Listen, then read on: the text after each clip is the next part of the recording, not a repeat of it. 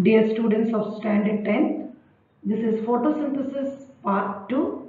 In photosynthesis part 1, we had completed up to light reaction. Now we'll start with dark reaction of photosynthesis, which is also called as biosynthetic phase or Blackman's reaction. It is also called as biosynthetic phase, also called as Blackman's reaction or Kelvin cycle also. As photosynthesis during photosynthesis, light reaction is also called as Hill's reaction. Dark reaction is also called as Blackman's reaction. Now here also I will give you the site where it occurs is in the stroma of the chloroplast. The source of energy here is ATP. The raw material here is carbon dioxide, and the events taking place is reduction and fixation of carbon dioxide.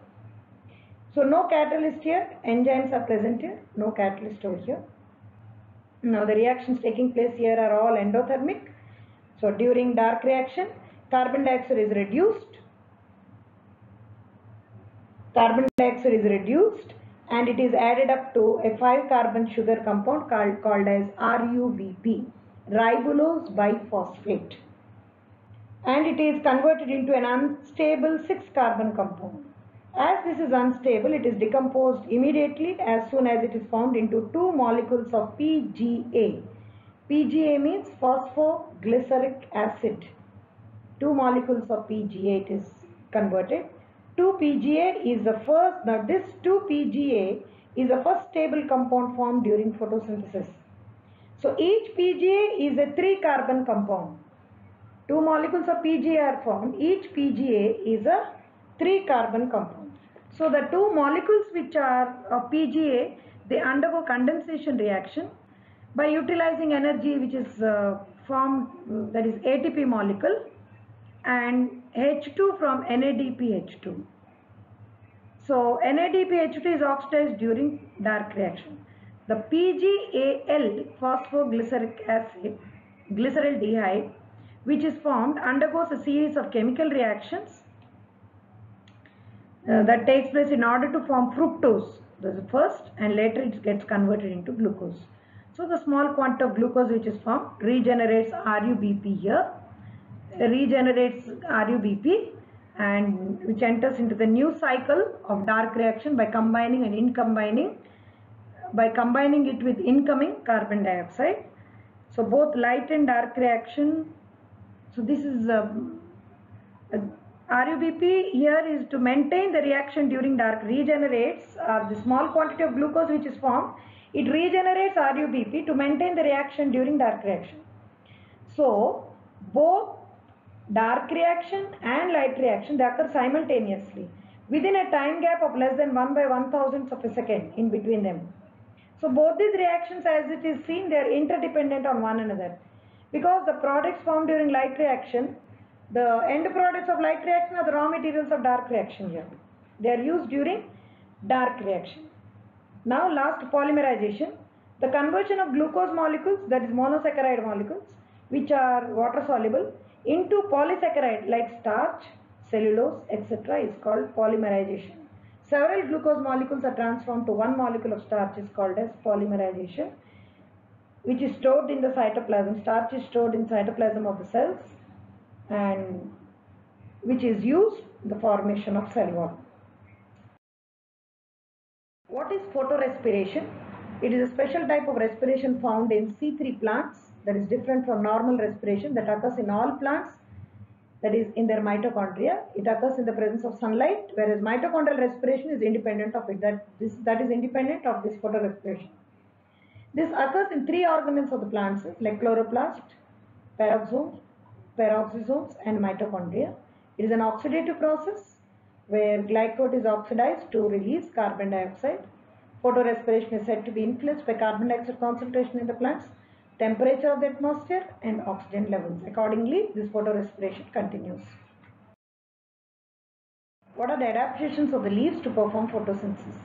Now, how is the leaf adapted to perform photosynthesis? First of all, the leaf needs to have a large surface area to absorb maximum amount of light. Then, the leaf arrangement the arrangement of the leaf at right angle to the light source is also absorbing maximum amount of light. Now the outermost, that is cuticle and upper epidermis, are transparent or waterproof to allow light to enter freely. The chloroplasts are concentrated in the upper layer of the leaf to obtain light energy very quickly. The thinness of the leaves reduces the distance between the cells, facilitating rapid transport of light into it to perform photosynthesis. Now, what are the factors that affect photosynthesis? First is the external factors. Let's see. Light intensity. More is the intensity of light, more is the rate of photosynthesis. It is an essential factor. If the low intensity of light decreases the rate of photosynthesis and high intensity increases. Next, carbon dioxide. In this light also, I will mention some point over here. Different colors of light also affect the rate of photosynthesis. Red and blue light are more effective and green light has least effect. Therefore, the rate of photosynthesis increases in blue and red light. Next, carbon dioxide concentration. Concentration of carbon dioxide. The rate of photosynthesis increases with increase in concentration of carbon dioxide up to 1%, as 0.03% is present in the atmospheric air. Very high concentration of carbon dioxide also decreases the rate of photosynthesis. Above 4% also of the concentration of carbon dioxide, it forms acidic gases which cause stomatal apparatus to close partially and lowers the diffusion of gases.